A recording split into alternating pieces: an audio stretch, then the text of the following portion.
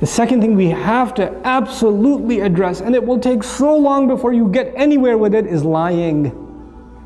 Lying, man. Kids lie. And they will convince themselves that they didn't. They will, I didn't say that, I didn't say it, I never said that. I swear, you said it to me. I was there. I didn't. I recorded it. Here's the video. I didn't say it. I swear I didn't. They'll watch the video and say I didn't do it. They did not. You know why that happens? It happens because the first time they lied, and they actually admitted that they lied. Oh, ho, ho, ho, ho, ho, ho, كأنه يوم القيامة. Like, you lied in my house? So now, first you said, please tell me the truth. What did you actually say? And they finally said it, and then you came down with the axe. So the next time, like, I will take all of this. But once I admit that I lied, I know what comes next. You know, I am not doing that again. I am not admitting to this crime again. Because pleading guilty in this house does not work out for you. You got to stop that first. You cannot punish. You cannot punish extra for something that happened that's already made you angry. So the mother is angry because the child lied. Or because the child did something bad. Then she's angry because he lied about it. Then she's angry because she's tell me the truth, I'm giving you one last chance. One last chance. I'm going to ask you one last time. Even though she's going to ask 6 more times. But she says one last time. Tell me, and this is the only time I'm going to ask. I'm not going to ask again. Did you do it? No. Okay, I'm going to ask one last time. Before I tell your father, one more time. I didn't do it, I didn't do it, I didn't. And he'll go to bed, he'll cry, he'll wake up, I didn't do it, I didn't do it. He'll stick to it. And you're like, how do I deal with this? And you say, I know you did it. I know you did it. And you make him even more angry. And you get angry, and he gets more defensive. And you get angry, and he gets more defensive. And you, at the end of the day, you start pulling out your hair. The husband comes home, I don't know what to do with this one. He lied. And you're like, you lied? No, no, it starts over again. How do we have to deal with this? We have to take those situations, and sometimes you just believe them, even though you know they're lying. I believe you because I trust you. You wouldn't lie to me. You promised last time you wouldn't lie, so I trust you. And the other kid's like, but I trust him. You're fine. You're not in trouble. And let him get away with a lie 3 or 4 times. Guess what's going to happen? Children are not inherently evil. Children are inherently good. Their nature is goodness.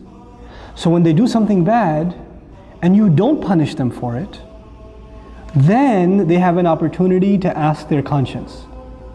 If you punish them for it, their conscience was not bothered because they already got punished for it. When they get punished for it, they don't feel bad because they did something bad and they paid for it.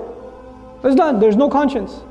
But if you don't punish them once in a while, I said pick your battles. You don't have to get them for every time. Pick your battles and say, okay, I trust you. You didn't do it. I know she must have got it wrong. She must not have remembered properly. When you slapped her, she must have been sleeping and imagining it. The mark on her face, I don't know, is red coloring. I don't know what it is. Doesn't even look like your hand. Looks more like a foot. You know, so it's okay. You're not in trouble. You know what that does over time? Mama, I want to tell you something. I did do it. And then you come and you console and you say, it's okay. It's okay. I still trust you. I still trust you. And what you've done is you've taken the child away from being defensive. But it takes a little bit of long-term thinking to be able to do that. You won't be able to do that the first time. Like first, it's very hard to forgive those kinds of things, right? Especially if they hurt another child. If they wrong somebody else, it's hard. And you have to take that other child and take them to a corner and say, Beta, I know, I trust you too. I'm not angry at you either. And I know they did something wrong. But you don't have to be happy if they get punished. That's the other thing. One child gets happiness only when the other one gets punished. And they get so used to it. Abba, she pulled my ear the other day.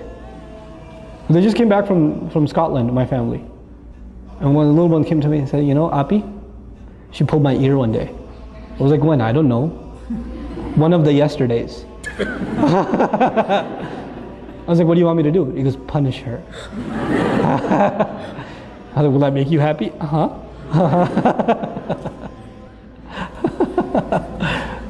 Sometimes kids do that. They get a kick out of the other one getting punished. They do. You don't want to create that either. With little kids, with the 2-year-old, it's okay. You want to entertain them. So you bring the older one and you slap your own arm a couple of times and you tell her to say, ow. You know, and she says, ow, ow, it hurts. And then, you happy now, Walid? Yeah. That's cool. But with older kids, when they get happy when the other one gets punished, that's a problem. That's a punishable offense. That itself is a punishable offense. Why are you happy? What do you get out of that? You know? That's something we have to address with our children. So there are 2 things so far. Tantrums, lying. Lying. And lying, it's a long-term process. You don't get lying out of somebody's system right away. Especially because they don't even see it as lying anymore. They just see it as saving themselves. And kids, when they lie a lot, you know what happens? They actually start believing it themselves. They become better than any actor you have ever seen. They take on the role, boy. They will own it. And so you become extremely dumbfounded. Where do you even begin? Well, begin by not tackling it. Begin by disarming, taking the fear away.